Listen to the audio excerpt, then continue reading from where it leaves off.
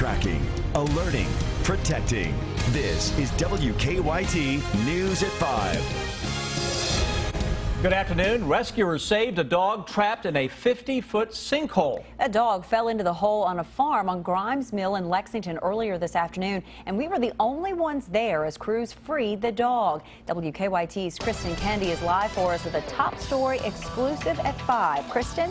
Amber, in terms of animal rescues, this one was incredibly fast. Firefighters were on the property and out of the sinkhole with the dog in less than 30 minutes. Now, the dog's owner spoke with WKYT right after this happened. He told us that he was hiking with his dog in this area when he slipped. Vader, the dog, slipped and fell into the sinkhole. At the time, he wasn't sure if Vader was alive. He rushed over to the closest fire station and asked for help. They sent a fireman down into the sinkhole and used a pulley system to bring that fireman and Vader, the dog, back up to safety. A little while. He's certainly a part of our family, and got 3 little ones, and was trying to figure out how I'd have to explain to them that Vader wouldn't be there tonight. So yeah, the level of gratitude is certainly just at a loss of words, really. His owner tells us that he is now a rescued dog twice over. They actually went to the Humane Society about a month and a half ago and adopted him. Live in Fayette County, Kristen Kennedy, WKYT. Now that is a great happy ending. Kristen, thank you. The dog's owner says they are heading to the veterinarian tonight just to make sure that Vader is okay. We are tracking some breaking news for you right now out of Franklin County. Emergency crews are on the scene of a fire at an apartment building. The fire is on Sequoia Trail near Stedmantown Lane in Frankfort. We're told when fire crews arrived, the building was fully engulfed. Our crew just sent in some pictures from the scene. The fire has been knocked down, but you can see scorch marks on the building. There's no word yet on any injuries or the extent of the damage.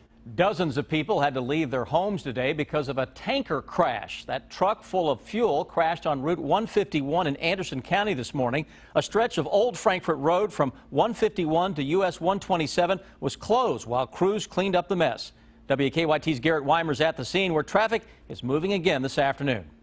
The tanker is gone and the road is now open, but behind me you can still see the path of destruction that tanker left behind as it ran off the road and into the tree.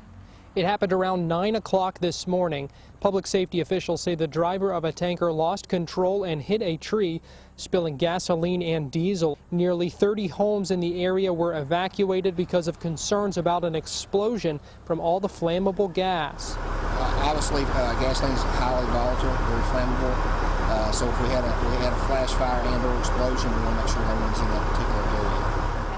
Public safety officials say the tanker was hauling 2,000 gallons of gasoline and 5,500 gallons of diesel at the time of the crash.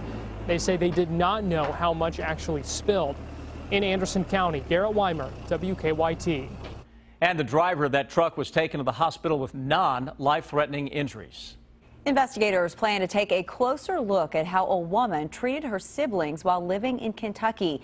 Candy Lawson is facing charges in Michigan where police say she abused her mentally challenged sister. Police in Michigan believe the abuse may have started in Kentucky, and now a sheriff's department here is launching their own investigation. WKYT's Sean Moody is tracking the case from Franklin County. Franklin County Sheriff Pat Melton said his detectives have opened an investigation now into anything here in Kentucky that could be linked to the abuse allegations in Michigan.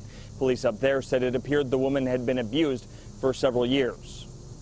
Police in Michigan charged Candy Lawson with abuse of a vulnerable adult and embezzlement. They say they found her mentally challenged sister living in filthy conditions, locked in a closet last Wednesday. They said the woman weighed only 74 pounds. She was in the hospital for about a week and is in protective custody. The Corunna police chief says Lawson took custody of 2 mentally challenged siblings when her mother died in Michigan in 2007 and brought them back to Frankfort.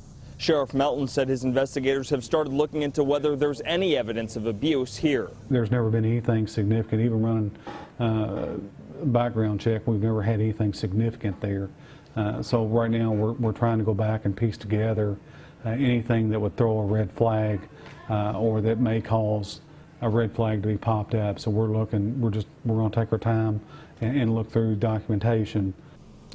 Now, the Corunna police chief said Lawson's mentally challenged brother died here in Frankfort in 2009 while she had custody of him. Melton said that's one of the things his detectives will be looking into. That was a couple of years before he came into office, but he said records showed that there was no law enforcement investigation of the man's death. In Frankfort, Sean Moody, WKYT. Candy Lawson will be back in a Michigan courtroom for a pretrial hearing on August 26th.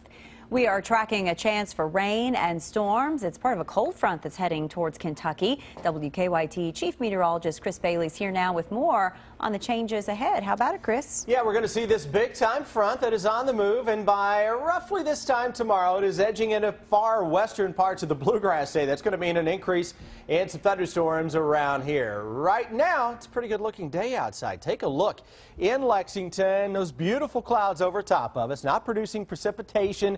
Little sun, little clouds. Temperatures have been hanging into the 80 to 85 degree range pretty much all day on a southerly wind, bringing an increase in the temperatures and the humidity levels too. Eastern and southern Kentucky, a little more cloud cover, still a scattered thunderstorm. In some cases, we're just now getting to 80 degrees. Defender not as busy as this time yesterday. Scattered stuff across US 23, far eastern Kentucky, Hal Rogers Parkway, maybe a drop or two of rain showing up. We'll keep an eye on some stuff heading out of northern Tennessee into Wayne County and parts of McCreary and Whitley counties. Other thunderstorms across the St. Louis area with warnings and watches out for those. That's ahead of a powerhouse of a fall system that is taking shape here in the middle of August. 50s and 60s are showing up behind that, and coming up here in a little bit, we will track that big front into central and eastern Kentucky. Guys, thunderstorm chances go up, temperatures go down. I've got them both with the hour-by-hour forecast just ahead.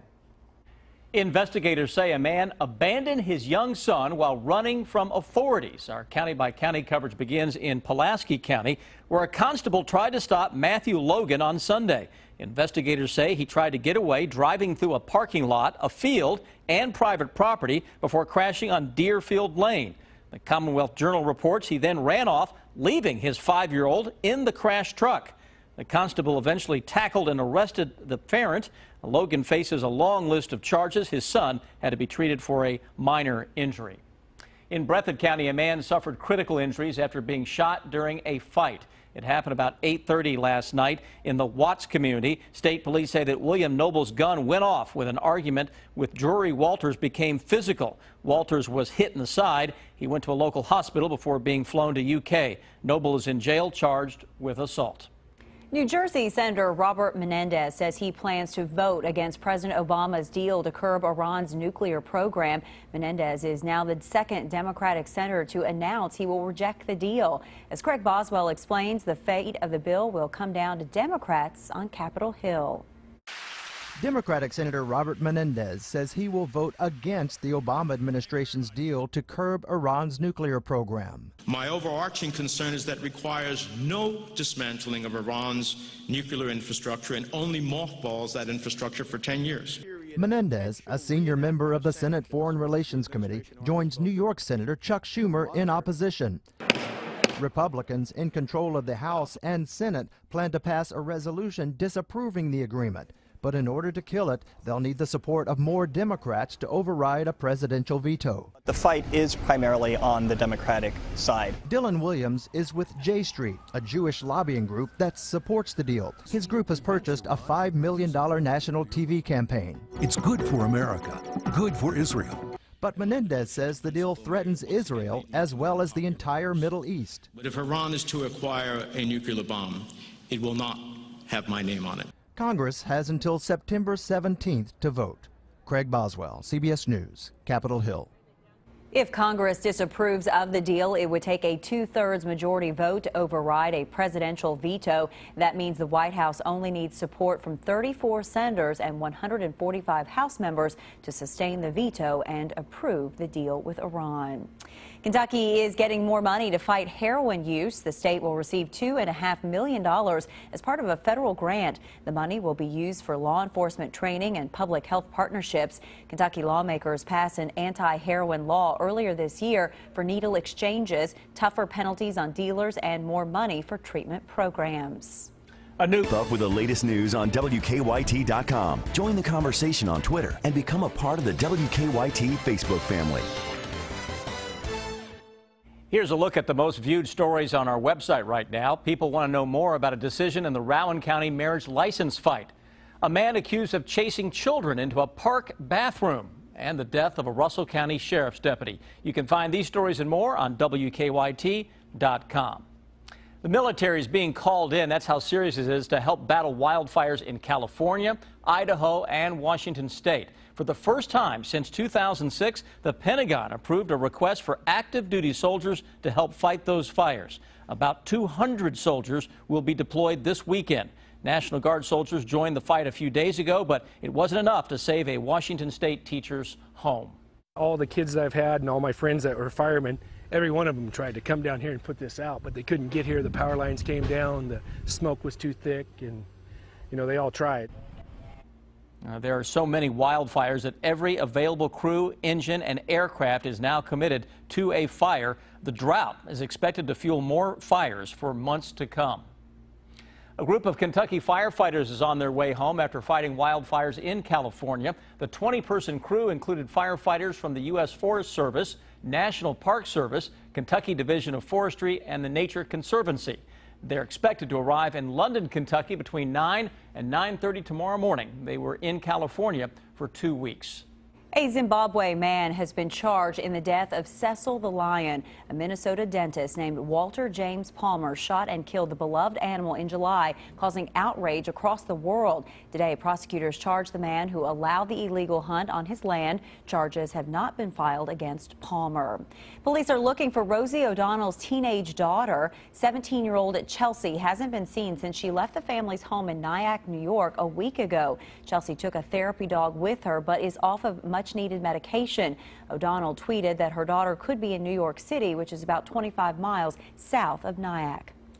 Teenagers who use e-cigarettes are more likely to use tobacco later in life. Those are the findings of a University of Southern California study.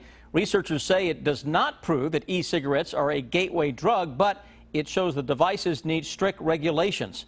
The FDA has proposed rules banning the sale of e-cigarettes to minors and adding them to the list of tobacco products it regulates.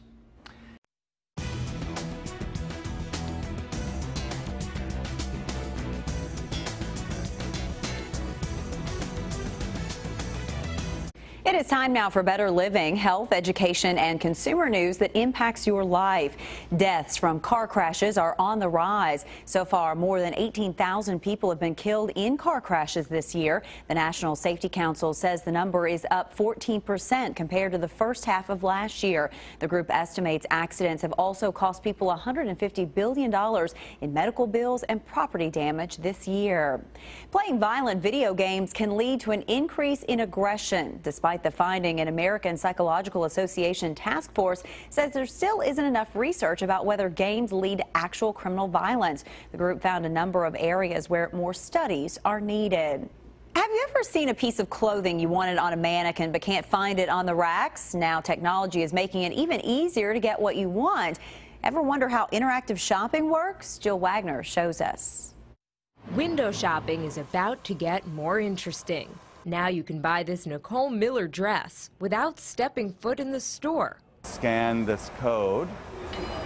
Stephen Savage is with Powatag, a company that lets customers buy products they see on display directly from their smartphone. If a customer walked up to this window after hours, they could still technically buy this dress? Absolutely. When you scan the code, the colors, sizes, and price pop up.